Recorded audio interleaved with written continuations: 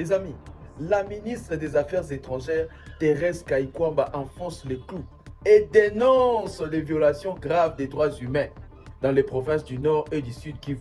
Lors du débat général du 61e session du Conseil des Nations Unies sur les droits de l'homme.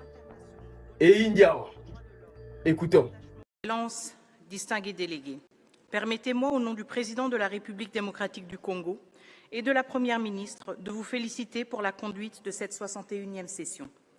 Monsieur le Président, la RDC demeure attachée aux principes de la Charte des Nations Unies et aux instruments internationaux relatifs aux droits de l'homme, attachement qui se traduit par des réformes renforçant l'état de droit et la responsabilité.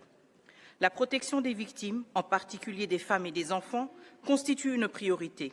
Elle se traduit notamment par une politique de tolérance zéro contre les violences sexuelles liées au conflit, des poursuites et des procès engagés et la mise en place d'un mécanisme institutionnel de réparation consacré par la loi relative à la protection et à la réparation des victimes qui a institué un fonds dédié afin de restaurer les droits et la dignité des victimes.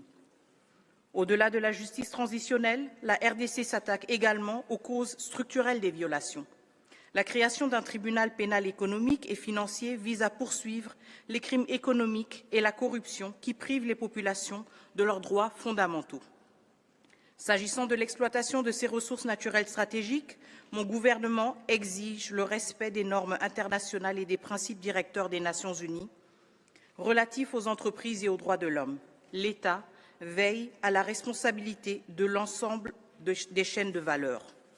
Monsieur le Président, toutefois, ces efforts demeurent gravement entravés par les violations commises dans les provinces du Nord Kivu et du Sud Kivu, notamment dans les zones occupées par l'AFC M23 avec l'appui du Rwanda.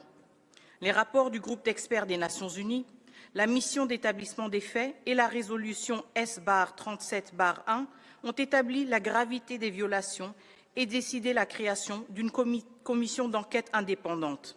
Le Conseil de sécurité, dans sa résolution 2773, en a repris les constats et condamné les violations graves, demandant la cessation de tout soutien à l'AFC M23.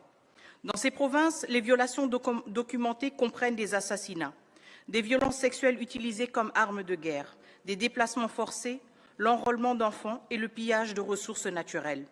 Un rapport consolidé du gouvernement, élaboré avec la participation de la société civile, fait état de plus de 17 000 atteintes graves, dont plus de 15 000 pertes en vie humaine, des centaines d'enlèvements, le viol d'une femme au moins toutes les 4 minutes